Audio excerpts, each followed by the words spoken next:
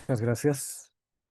Bueno, hemos adelantado entonces, hoy estamos iniciando no solamente ya una nueva semana, sino un nuevo segmento específico dentro de lo que es la anatomía humana y nos corresponde, como ya les había adelantado, revisar el tema de osteología del miembro inferior.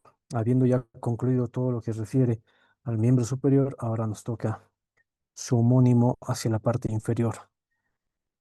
Bueno, esto dentro del curso preuniversitario Gestión 2025-2026, materia de biología y la rama es anatomía humana. Empecemos. Va a ser bastante similar, se darán cuenta, como lo hemos ido también planteando en el capítulo de miembro superior, en relación a lo siguiente. O sea, los huesos en general en todo el cuerpo permiten el sustento, permiten la locomoción y permiten también la protección, entre otras funciones generales, ¿no?, que tienen los huesos. Y por ende, en el miembro inferior no queda exento que los huesos que lo constituyen justamente que vayan a cumplir esas funciones específicas para generar sustento, pero no olvidemos que el miembro inferior ya es un sustento mucho más general que lo que era miembro superior, por ejemplo. Es decir, los miembros inferiores van a permitir el sustento y el soporte de todo el cuerpo. Todo el peso de la cabeza, el tronco, las mismas extremidades superiores. Y cuando digo tronco me refiero lógicamente al tórax, el abdomen y la pelvis. Todo este peso de tejidos tanto consistentes y blandos, tejidos profundos y tejidos superficiales, tejidos somáticos y vísceras en general, todo ese peso va a ir destinado hacia la parte inferior, sea hacia la pelvis por un lado, pero sobre todo cuando estamos en bipedestación, cuando caminamos, cuando trotamos, corremos o hacemos alguna otra actividad mucho más dinámica, se dirigirá hacia las extremidades inferiores. Por lo tanto, las extremidades inferiores tienen que tener una peculiaridad en relación al resto del cuerpo, sobre todo para transmitir y soportar el peso, para mantener el equilibrio. Ahí juega mucho también el rol de los músculos, que lo estaremos viendo en un par de clases posterior. Ahí juega mucho el rol de los músculos de la extremidad inferior, los músculos pélvicos y también los del tronco y los del cuello que ya en su momento hemos mencionado. O sea, todos los que extienden, todos los que están en la parte posterior, llámese extensores en general o erectores de cada segmento. Entonces nos permiten a nosotros mantenernos erguidos, decíamos, mirar hacia el horizonte y etcétera. Entonces aquí es donde parte todo este mecanismo de estabilidad o de equilibrio al mismo tiempo, porque o sea, los miembros inferiores son fundamentales para mantener una estabilidad corporal general. Y además, lo que decíamos, la locomoción, o sea, nos van a además permitir movernos, desplazarnos de un lado para el otro. No significa que alguien que no tuviese las extremidades inferiores no tiene capacidad de desplazarse, gracias a las extremidades superiores, por ejemplo, pero las superiores no están plenamente desarrolladas con esta mecánica, ¿no? Pero si obviamente ocurriera lo contrario, en un caso muy fortuito, pues sí, uno se adapta, ¿no? Pero más sin embargo, el conjunto mayoritario de las personas que lógicamente todas gozamos de tener las extremidades inferiores y en la mayoría íntegras, pues nos permitirá realizar una buena em, locomoción en la caminata, incluso una buena bipedestación, o sea, el equilibrio, la estática y también para otras actividades de alto dinamismo como ser ejercicios y demás, ¿no? Donde no solamente los miembros inferiores juegan este rol, pero en cierto modo, hasta donde, o sea, lo que quiero que me entiendan es que sí son un poco más fundamentales que el resto de los tejidos que también participan en el tema de equilibrio, estática y también la locomoción propiamente dicha, ¿no? Y por otro lado decíamos, albergan o protegen órganos, sí, todos los huesos, de hecho, sobre todo los huesos largos, los cortos y alguno que otro plano, están alojando la médula ósea roja. Es un tejido muy fundamental, importante, sobre todo para el proceso hematopoyético, para la formación de células de la sangre.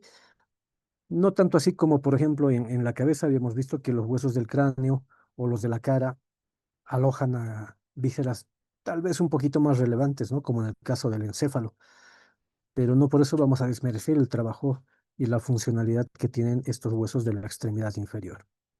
Bueno, con ese pequeño preámbulo general para la osteología, y no solamente para la osteología se darán cuenta, sino también aplica para la artrología, para la miología, y no olviden que en este aspecto también se involucra la inervación y la irrigación, que más o menos también lo vamos a enfocar de un modo parecido como lo hemos hecho con el anterior segmento. Entonces, ¿quiénes constituyen el esqueleto del miembro inferior o la osteología? Todo empieza a nivel de la cadera, en la pelvis, y ahí vamos a encontrar a dos huesos de manera peculiar hacia la izquierda y a la derecha, que son los huesos coxales, que al estar articulados con el sacro hacia atrás, que queda en la parte posterior, forman un anillo muy peculiar que se conoce como el anillo pélvico. ¿Ya? Entonces vamos a describir un poco este anillo pélvico y a los huesos coxales. Ya luego pasamos al siguiente segmento, que sería el muslo, y en el muslo tenemos un solo hueso, de hecho tal vez el más largo de todos los huesos largos que tenemos, redundando un poco, que es el hueso fémur. Luego nos quedaremos momentáneamente en las rodillas, donde aparece otro hueso también muy peculiar, un hueso corto, que es la rótula. Luego llegaremos hasta la pierna, donde tenemos, igual que en el antebrazo, dos huesos, la tibia y el peroné. Ya estaremos describiendo sus características. Y finalmente concluiremos con los huesos del pie, que incluyen huesos del tarso, metatarso y las falanges. Bueno, ya adelantábamos esto, decíamos, los dos huesos coxales se articulan hacia la parte posterior con el sacro, y la unión de los tres huesos resulta de la formación del anillo pélvico. Pero, asimismo, tenemos que mencionar que entre los dos huesos coxales o ilíacos también se están articulando entre ellos hacia la parte anterior, formando esto que es la sínfisis del pubis. Entonces, esta estructura en forma de anillo es una estructura ósea. Nos ayuda a generar un punto de conexión, además que como pelvis, como hueco que es, porque es una cavidad, o sea, forma una cavidad, la cavidad pélvica. em, También permite el alojamiento de órganos fundamentales. Por ejemplo, acá en la pelvis se van a alojar vejiga, próstata en el caso del varón, vesículas seminales, entre otros. Los grandes vasos pélvicos, ilíaca externa, ilíaca interna sobre todo, la hipogástrica.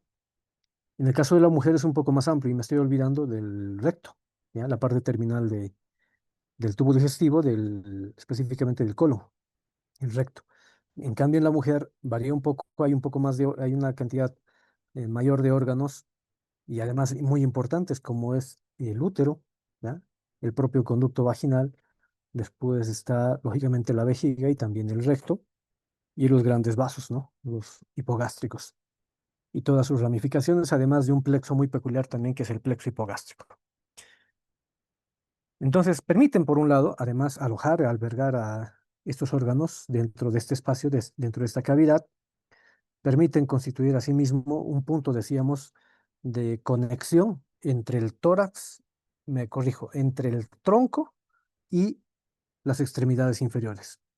O sea, porque acá el sacro representa, digamos, el punto eje central, donde además va a sentar todo el peso del resto del cuerpo, porque el sacro al mismo tiempo pertenece no solamente al anillo pélvico, sino también a la columna vertebral. Entonces, todo el peso del tórax, del abdomen, y eso incluye cabeza y cuello, más las extremidades superiores, asienta justamente acá, en el hueso sacro. Y del hueso sacro tiene que distribuirse el peso, esto en la parte ósea, ¿no?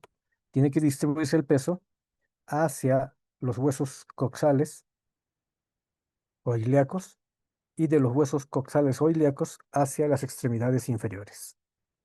Bueno, esto es de un modo global, ¿no? Es decir, si solamente fuéramos esqueleto, todo el peso recae sobre todo en el sacro y luego consecuentemente hacia los huesos coxales y después al fémur, tibia y huesos del pie en adelante.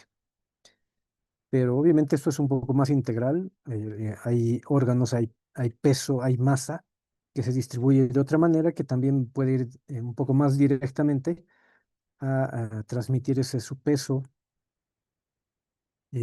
hacia los huesos ilíacos sin necesidad de pasar por el hueso sacro, ¿no? Pero la mayoría de los elementos dirigirá justamente este mecanismo de masa, gravedad y el peso propiamente hacia el hueso sacro.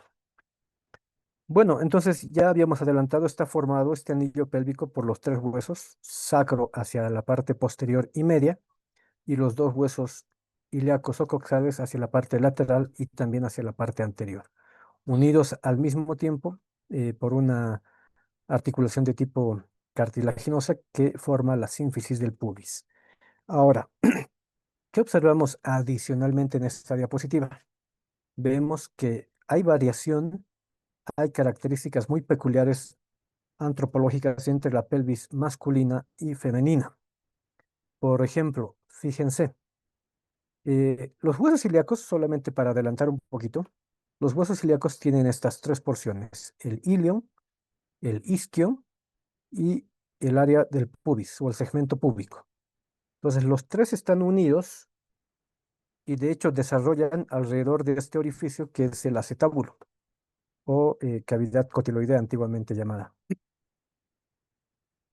Entonces, ¿cómo diferenciamos la pelvis masculina de la pelvis femenina? Acá, por ejemplo, vean, comparen la porción del ilion masculino con el ilion femenino. El ilion masculino es mucho más verticalizado. En cambio, el ilion femenino es mucho más horizontalizado.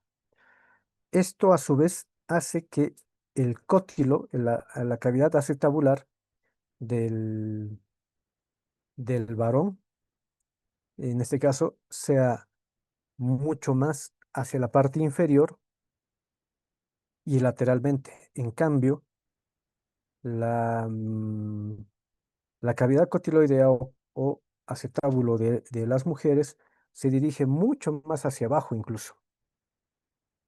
Luego, otro aspecto que podemos resaltar, el ángulo subpúbico es muy típico, ¿ya? En los varones, fíjense, el ángulo subpúbico, lo estoy marcando con el cursor, es un ángulo agudo, es decir, está por debajo de 100, por debajo de 90 grados, ¿ya? De angulación. Es cerrado, es bastante cerrado. En cambio, el ángulo subpúbico femenino, fíjense, es un ángulo obtuso que está por encima de 90, puede estar incluso por encima de 100 grados de angulación. ¿Cuál es el objetivo? ¿Cuál es la razón? Creo que esto es un poco obvio. La pelvis femenina está diseñada de manera exclusiva para generar el mecanismo del parto, ¿ya? Lo que llamamos nosotros el parto normal, parto eutóxico o parto por conducto o canal vaginal.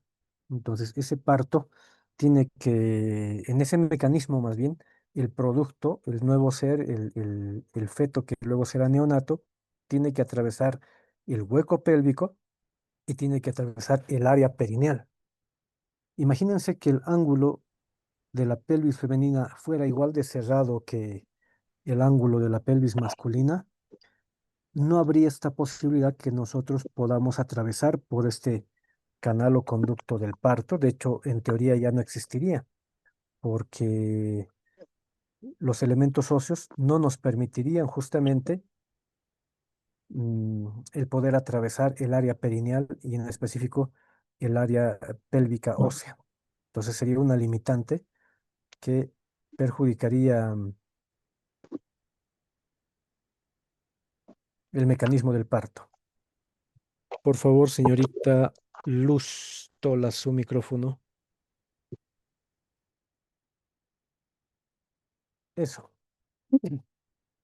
Y además, por lo mismo, el hueco pélvico, las dimensiones, los llamados diámetros, como el estrecho superior, ya el ángulo, no el ángulo, más bien el diámetro sacropúbico, sacro subpúbico y otros, son mucho más amplios en en la mujer, en la pelvis femenina, que en la masculina, porque lógicamente otra vez ahí es donde en parte también va a estar alojado el nuevo ser, el producto, el primero embrión, después será feto y finalmente, una vez que ya atraviese el conducto o canal del parto, pues será neonato, ¿no?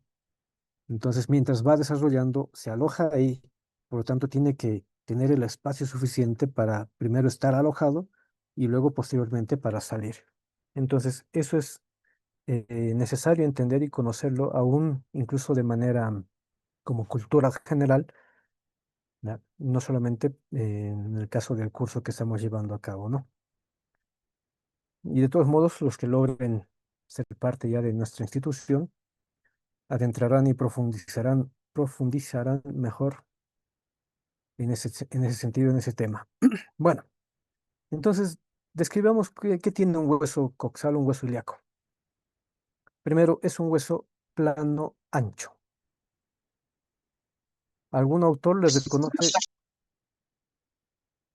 algún autor le reconoce forma eh, rectangular, pero lo más habitual es reconocer que está formado por dos porciones, un triángulo superior, un triángulo inferior, pero los dos triángulos no están en el mismo plano, ¿ya? Uno de los triángulos está torsionado en el otro, en otro plano más bien. O sea, este triángulo quedaría en un plano, por ejemplo, la parte superior, que es esto que es el ilion, que ya les he mencionado, estaría más o menos en el plano sagital. En cambio, todo el segmento del isquion y del pubis, que aquí está ya bastante detallado, incluso con colores, en amarillo el ilion, en rojo el isquion y en azul celeste el pubis. Entonces, el isquion y el pubis estarían en un plano ya un poco más incluso de tipo coronal. Entonces, está torsionado. Por eso otro autor nos dice, el hueso ilíaco coxal tiene la apariencia o la forma de las aspas, de las hojas, de una hélice, puede ser incluso de un molino, ¿no? Los molinos, bueno, que todavía están vigentes, em, tienen unas aspas bastante largas. Estas obviamente serían aspas cortas, por eso se asemeja mucho a las aspas de un motor de un barco, por ejemplo, ¿ya? Entonces, estas aspas no están siempre todas alineadas en el mismo plano y hacia el mismo eje, ¿no? Sino que están torsionadas justamente para generar ese mecanismo rotatorio. Obviamente ese no es el objetivo del hueso ilíaco, pero esa es la forma o la apariencia en la que se le puede comparar. Y como ya habíamos adelantado, los tres elementos, ilion, isquion, pubis, se encuentran alrededor de esta cavidad amplia y profunda que es el acetábulo o cavidad cotiloidea, que es donde lógicamente terminará articulando con la cabeza del hueso fémur.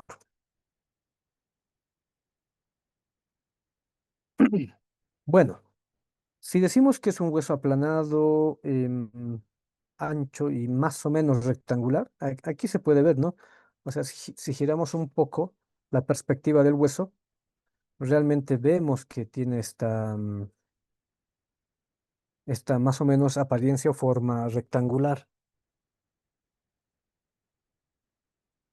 Por lo tanto, reconocemos asimismo los cuatro bordes que tiene. Este es el borde superior, que está determinado por esta saliente áspera rugosa que se conoce como la cresta ilíaca, que es prácticamente un límite y un referente anatómico que determina el área de la cintura, sobre todo en las damas. Luego hacia atrás tenemos el borde posterior, ¿ya? Donde aparecen estas grandes depresiones que son la escotadura ciática mayor, la espina ciática y la escotadura ciática menor, es lo más relevante del borde posterior. Y hacia el borde anterior tenemos la espina ilíaca anterosuperior, la escotadura innominada, la espina ilíaca anteroinferior, y luego tenemos el canal supraacetabular y la eminencia iliopúbica hasta el pecten del pubis. Hasta ahí llega el borde anterior del hueso y el borde inferior estaría representado por la tuberosidad isquiática, que le pertenece al isquion, más la rama. tanto del isquion como del pubis, del segmento púbico, o lo que es lo mismo decir también el área del cuerpo. Hasta ahí llega el borde inferior. Como es aplanado, el hueso tendría o tiene dos caras. Esta es la cara lateral y la otra que vamos a ver un momento es la cara glútea.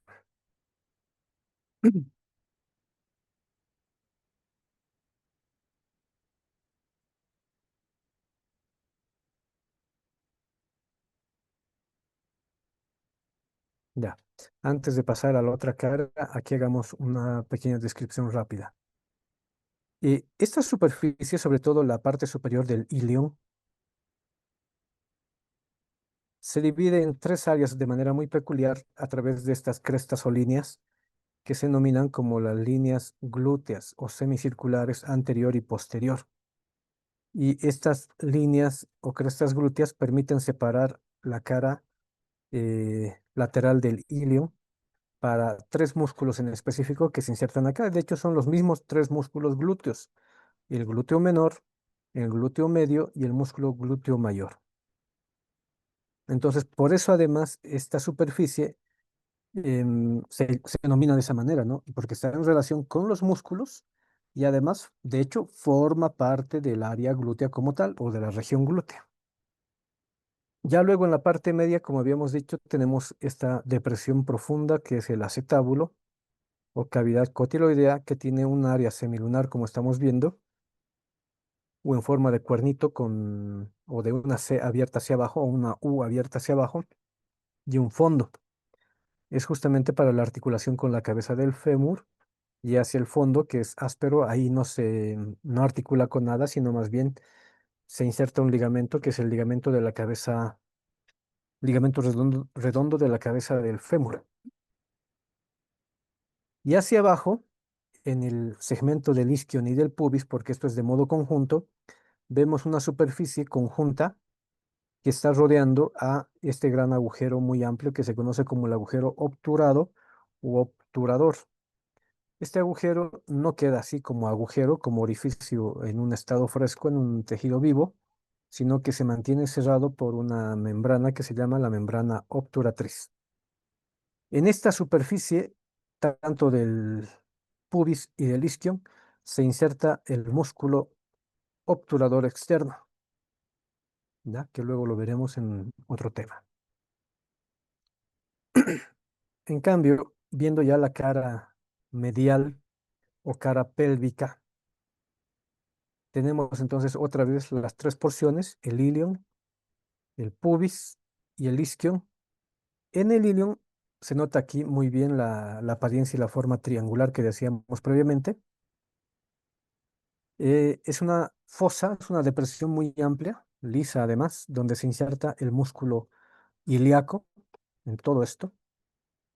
Después aparece la llamada línea arqueada junto con la eminencia iliopúbica, eso determinado por el paso del tendón del músculo ilíaco y también por el paso del tendón del músculo psoas.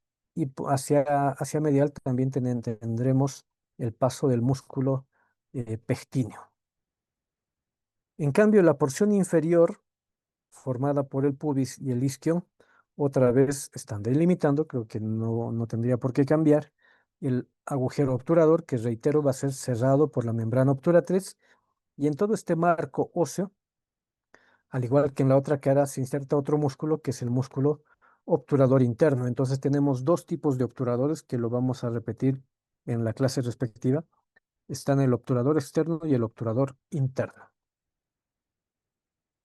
En esta vista, en esta cara medial, podemos apreciar además en el ilion esta superficie que tiene forma de oreja, por eso le llamamos la carilla auricular, que es una superficie articular para unirse, para articular con el hueso sacro. Y en la rama, en el segmento del cuerpo y de la rama del pubis también aparece otra carilla articular que permite la unión de los dos segmentos púbicos hacia abajo y hacia adelante para formar la sínfisis del pubis. Bueno, eso en relación con el hueso coxal o ilíaco. Pasemos a otro hueso, en este caso ya del segmento del muslo. En el muslo ya sabemos un solo hueso.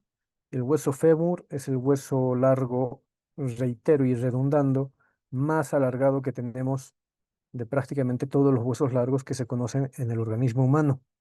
Y como es hueso largo, tiene su diáfisis y tiene sus dos epífisis o extremidades superior, inferior, proximal o distal, que son lo mismo.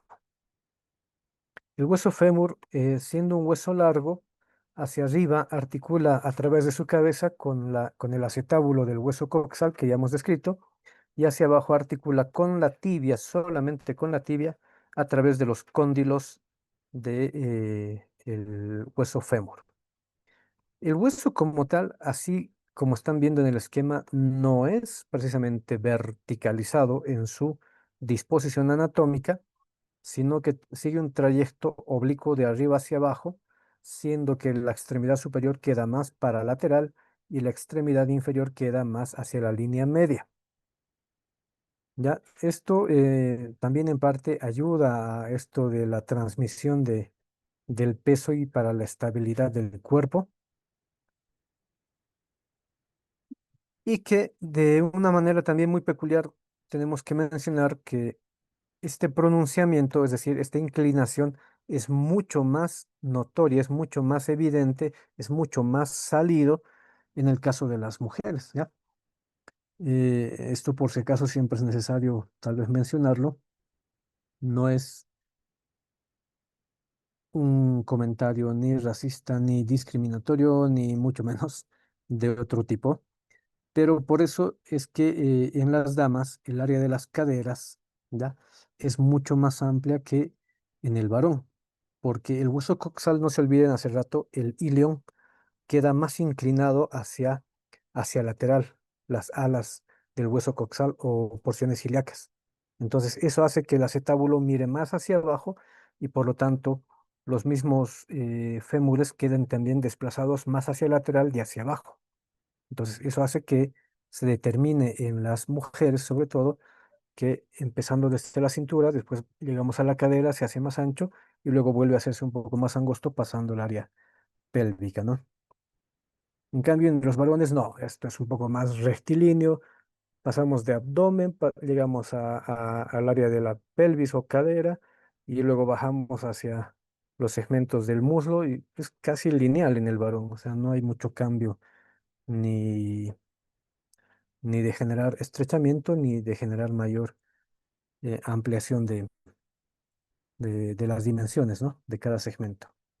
Bueno, eso como ya indicábamos.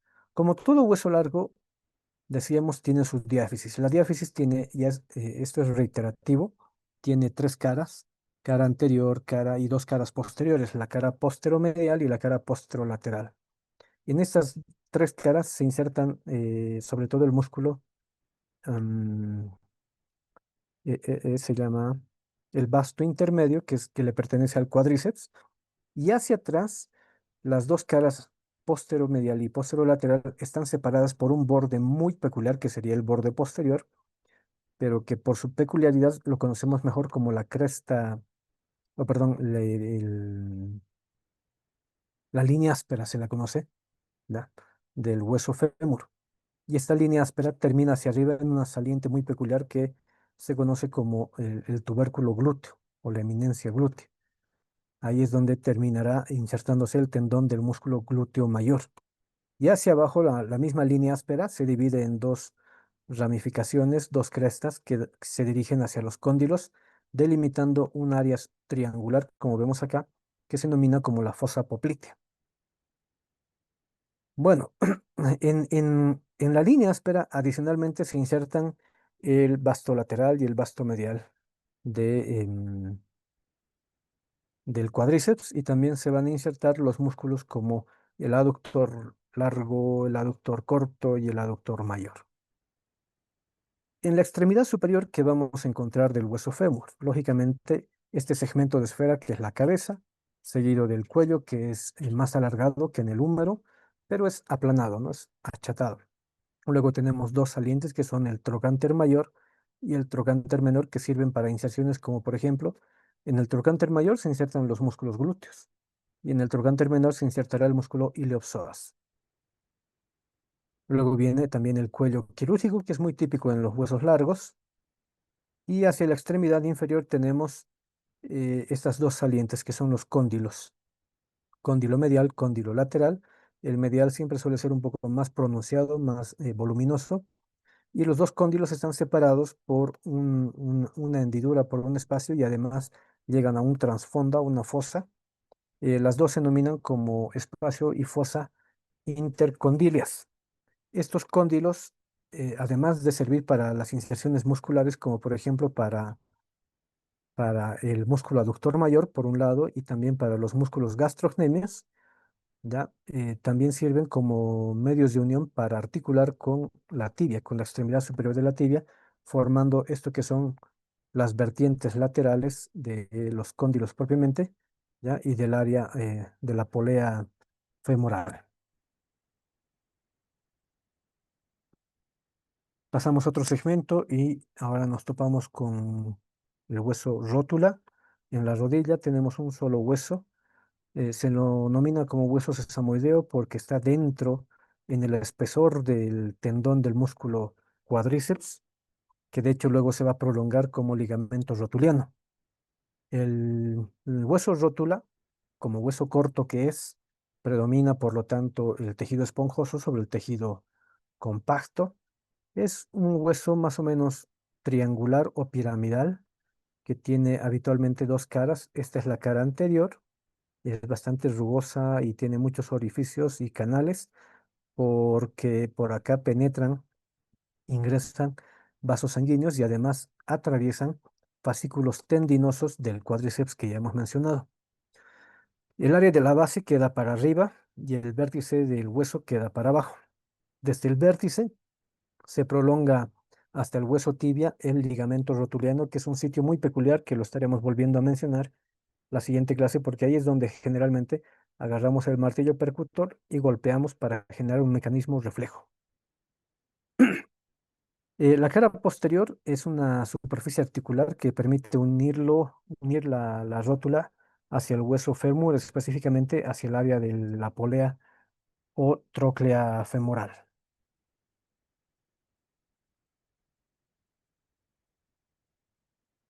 Los huesos de la pierna, tenemos dos huesos, igual que en el antebrazo, tenemos hacia medial la tibia y hacia lateral el peroné. Los dos huesos están articulados entre sí, están formando la articulación tibio-peronea superior y la tibio-peronea inferior.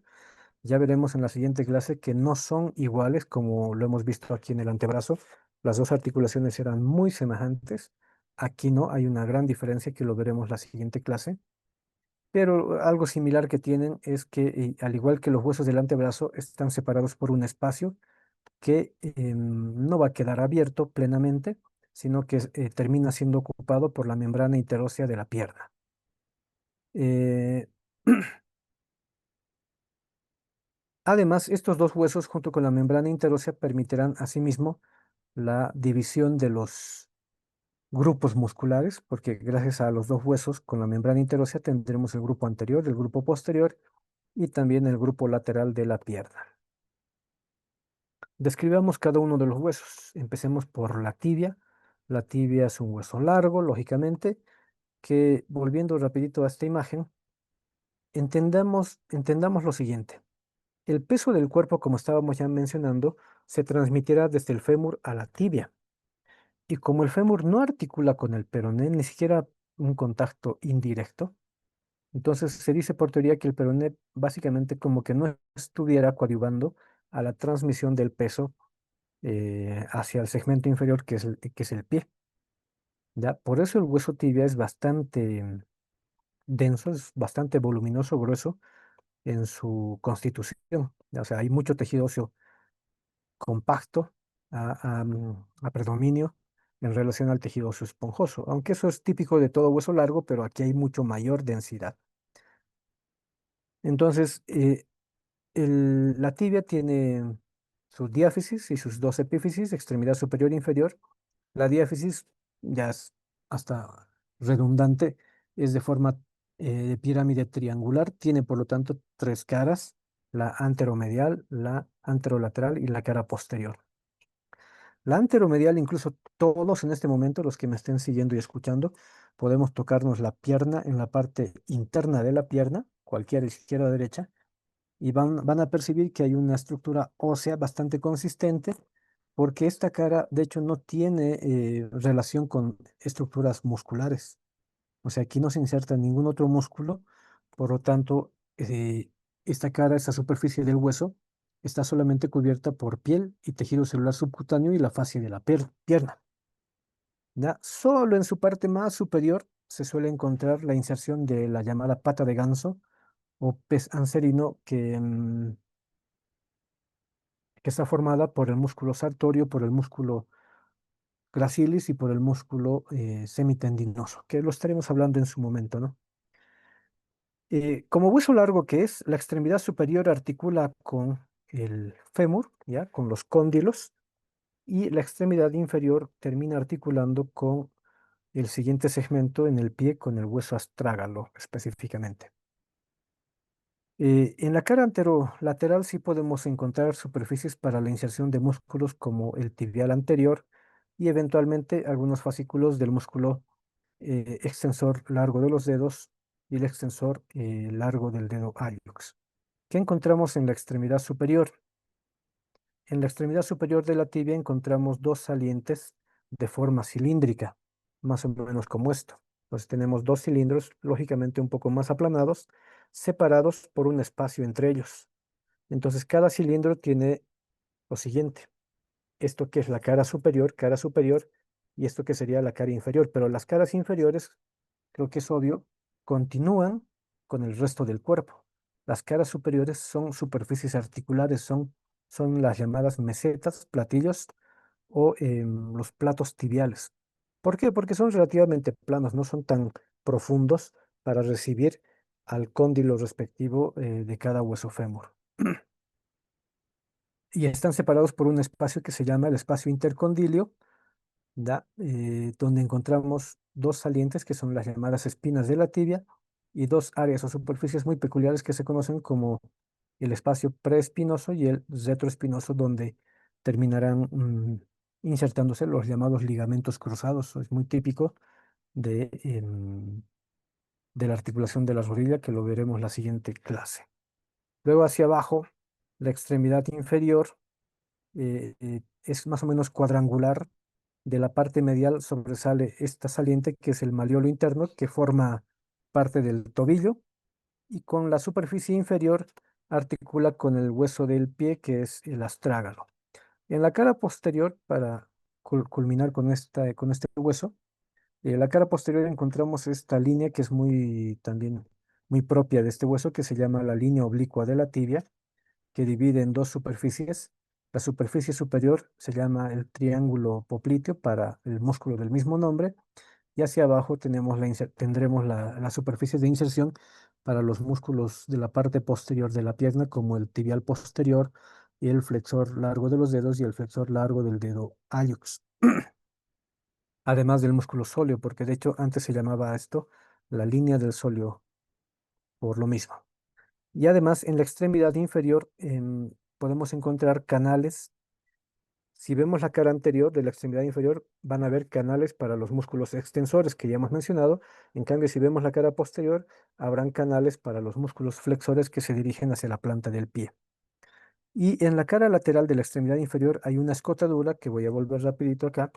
Esa escotadura la permite articular a la tibia con la extremidad inferior del peroné, como estamos viendo en el esquema.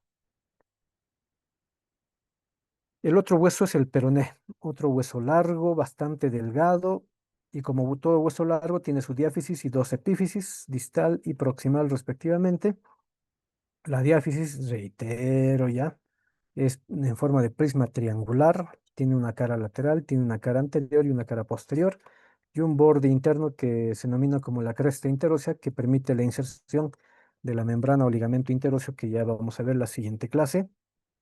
eh, eh, en estas superficies del hueso, cara lateral, anterior y posterior, vamos a ver la inserción de algunos músculos como los músculos peroneos, tanto el lateral corto como el lateral largo, y en las otras superficies estarán la inserción de los músculos o bien los extensores del pie o los flexores del pie también hacia la parte dorsal. En la extremidad superior del peroné encontramos la cabeza, pero la cabeza tiene forma de una pirámide invertida o de un conito invertido. Y de la parte de la base de la cabeza se proyecta esta saliente que se llama la apófisis estiloides del peroné. Y también encontramos la carilla articular que permite su unión con el hueso tibia, como acá lo estamos viendo, ¿no? Es esta unión entre la cabeza peroneal y el cóndilo lateral de la tibia. Hacia abajo, la extremidad inferior del peroné es una saliente alargada más o menos romboidal y aplanada, ya que en la superficie lateral puede tener algunos canales para los músculos respectivos de la región, como los peroneos, y en la cara medial encontramos una carilla articular más o menos ovoidal o triangular que le permitirá unirse hacia el hueso astrágalo en la articulación del tobillo. Y pasamos rápidamente al esqueleto del pie. En el pie, como tiene más o menos esta disposición, vamos a encontrar tres grupos de huesos, un grupo hacia la parte posterior, otro en la parte media y otro hacia la parte distal, ¿no? Más o menos como la mano. Lo que teníamos acá era el carpo, los metacarpianos y las falanges. En el pie vamos a tener huesos del tarso, los metatarsianos y las falanges. Estos últimos dos, metatarsianos y las falanges, tienen una disposición muy parecida a los huesos de la mano, solo que lógicamente son de mayor volumen, son de mayor volumen. Bueno, eh, en la parte posterior, como ya habíamos indicado, tenemos un macizo óseo que está formado por 7 huesos en 2 filas. La fila posterior le corresponde a 2 huesos muy peculiares que se conocen como el astrágalo, que queda por encima, y el hueso calcáneo, que queda por debajo. En cambio, hacia adelante, los otros 5 huesos son el hueso navicular o escafoides hacia la parte medial, el cuboides hacia la parte lateral y los 3 cuneiformes delante del hueso navicular. Y luego viene la fila o el segmento de los huesos metatarsianos, pero en este caso los metatarsianos los vamos a considerar igual desde el dedo hallux o dedo gordo o primer ortejo hasta el dedo pequeño. Obviamente ya no son ni pulgar ni meñique, no estamos hablando del pie. Entonces, primer ortejo, segundo ortejo, tercero, cuarto y quinto ortejo, así los nominamos. Entonces, se los describe de medial hacia lateral. Y las falanges, reitero, son bastante similares en número incluso de huesos, porque el dedo gordo, el dedo hallux en el pie, también tiene solamente 2 falanges. En cambio, los otros dedos de los pies también tienen cada uno a 3 falanges, proximal, media y distales. Describiendo rápidamente los huesos del pie, empezamos por el hueso calcáneo. Es un hueso corto, pero como se darán cuenta, aquí está pintado en color verde, es corto pero alargado, ¿no? Es decir, tiene una forma más o menos rectangular, ¿ya? Pero con 3 dimensiones. Tiene cuerpo, tiene volumen y tiene por lo tanto una cara superior que le permite articular con 2 superficies articulares junto al astrágalo, una cara anterior que tiene una disposición en forma de silla de montar que le permite articular con el hueso cuboides, una cara posterior que está generando esta saliente que de hecho es el espolón o em, el segmento del talón, ¿ya? El espolón o el talón, y la cara inferior que representa de hecho un punto de apoyo para el sustento, lo que habíamos dicho, ¿no? Para mantener la bipedestación, para mantener el equilibrio. El calcáneo justamente representa un punto de apoyo posterior muy peculiar. Y las dos caras lateral y medial, en la cara lateral podemos encontrar esta saliente que se llama el tubérculo troclear o eminencia troclear, porque por la que van a pasar 2 tendones de manera específica, que son el tendón del peroneo lateral largo y el corto respectivamente. Es un hueso muy importante y como todo hueso corto predomina tejido óseo esponjoso sobre el compacto. Luego tenemos el hueso astrágalo. El hueso astrágalo está por encima del calcáneo y es el que articula de manera directa con los 2 huesos de la pierna, ya tanto con la tibia como con el peroné, específicamente del peroné, la cara interna del maleolo lateral. El astrágalo o talus tiene em, tres porciones: la cabeza, el cuello y el cuerpo. Si tuviéramos una imagen así suelta del hueso astrágalo, en vista lateral, solamente como comentario, el hueso astrágalo en vista lateral parece un caracol, ¿ya? O sea, con la parte posterior bastante elevada y convexa, el área del cuello y luego la cabecita del caracol. De hecho, aquí se ve, si pueden hacer una imagen, una especie de imagen de comparación en la diapositiva, se nota más o menos lo que estoy mencionando. Entonces, y como cualquier hueso corto, tiene también seis caras. La cara superior es una polea, tiene dos vertientes y una garganta que articula con la extremidad inferior tanto de la tibia, sobre todo, pero al mismo tiempo hay dos superficies laterales que permiten articular al hueso con los dos malleolos, con el malleolo lateral y con el malleolo medial, en este caso de la tibia también. De la cabeza, la parte anterior realmente es una cabeza, es decir, es como un segmento de esfera que articula con el escafoides que ya hemos mencionado, con el hueso navicular. El área del cuello permite la inserción de diferentes ligamentos y otros elementos también tendinomusculares. Y hacia atrás tenemos que el cuerpo es bastante abombado o ensanchado, ¿ya? Por donde pueden haber algunos canales de paso para los tendones también de la región posterior hacia la pierna. Algo que me olvidé mencionar del calcáneo es que tiene una prolongación hacia medial que se conoce como el sustentaculum tali, ¿ya? O apófisis mayor del calcáneo, que sirve como un sustento, es como un apoyo, como una plataforma. No sé si me ven ahí con mi mano, como una plataforma donde adicionalmente se va a apoyar el cuerpo del astrágalo. Bueno, esos son los dos huesos de la fila posterior, el astrágalo por encima y el calcáneo por debajo. Los huesos de la fila anterior, quedan cinco huesos, son el hueso cuboides, su nombre nos dice mucho, tiene forma cúbica, se encuentra en la parte lateral y articula hacia atrás con el calcáneo y hacia adelante con los metatarsianos cuarto y quinto. No es tan cúbico así perfecto, pero igual le describimos como un dado seis caras, ¿no? Superior, inferior, anterior, posterior, lateral y medial. Las dos caras anterior y posterior ya hemos dicho, para articular con el calcáneo y con los metatarsianos cuarto y quinto. Con el calcáneo es una articulación en silla de montar o encajes recíproco, y con los metatarsianos es plana. La superficie superolateral ya es una superficie rugosa y áspera donde eventualmente se pueden insertar músculos como el músculo pedio y otros ligamentos, lógicamente. La superficie inferior puede tener una saliente que es el tubérculo cuboideo, por donde suele pasar además el tendón del peroneo largo. El otro hueso, que es el navicular o escafoides, se llama así porque parece una escafa o una pequeña barca, una pequeña nave, por eso es navicular, como un pequeño bote. Es alargado, es cóncavo hacia atrás y convexo hacia adelante. Como todo hueso corto, también se le reconocen las seis caras: superior, inferior, anterior, posterior, lateral, medial, dorsal y plantar.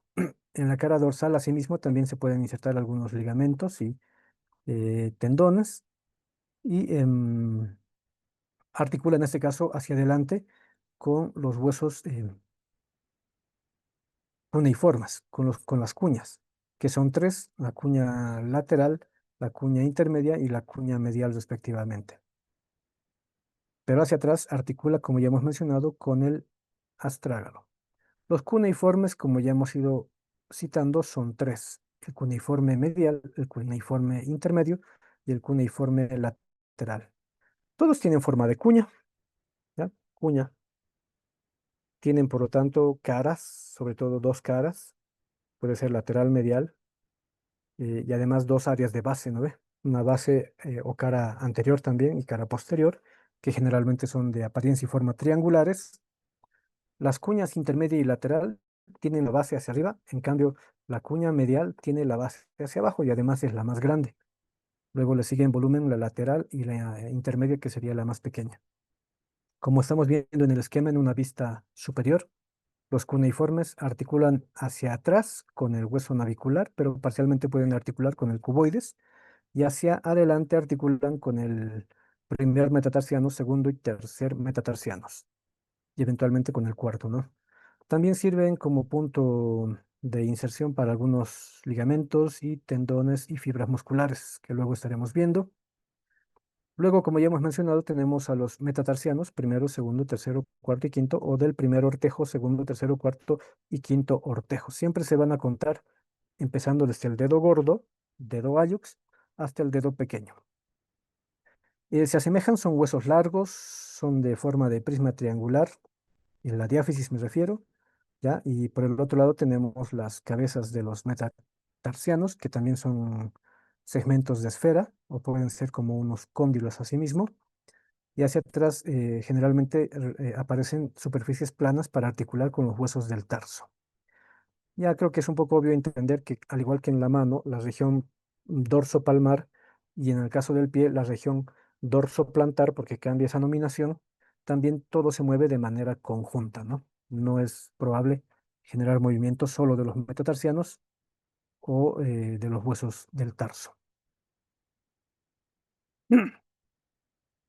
Em, Estos huesos del tarso y los metatarsianos generan un soporte y además un mecanismo de arco para,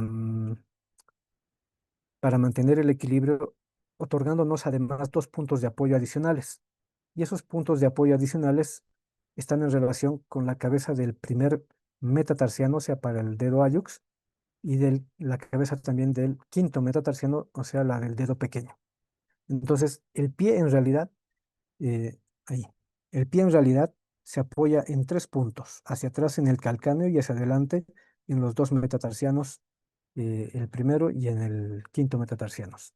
Entonces ayudan primero formando esto que es el arco de la planta, que es muy peculiar. No puede quedar manchado toda la planta del pie, no debería quedar manchada toda, tiene que quedar siempre esta forma, esta apariencia con esta escotadura o hueco, ¿ya? En la disposición es porque solamente tenemos los tres puntos de apoyo. Eso nos ayuda justamente a un mecanismo de amortiguación que absorbe el impacto cuando saltamos, cuando corremos, trotamos, etcétera, y además nos permite mayor sustento de equilibrio porque tenemos tres puntos de apoyo a cada lado, ¿no? Bueno, eso en relación con la osteología del miembro inferior. Si tienen alguna pregunta, alguna duda, algún comentario del tema.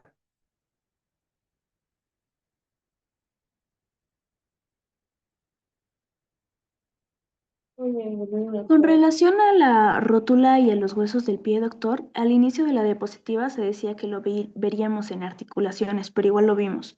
¿Lo repasamos porque lo vamos a volver a ver en articulaciones del miembro inferior?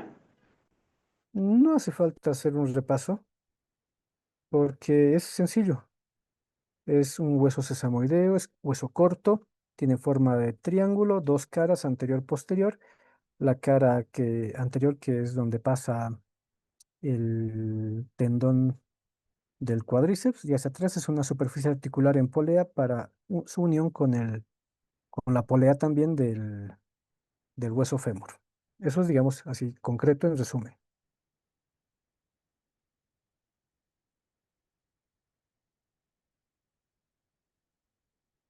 Espero haber satis- satisfacido la consulta. ¿Alguno más? Doctor, buenas noches. Por si acaso, a la rótula también se le llama patela, ¿verdad? Sí, es un nombre antiguo latín.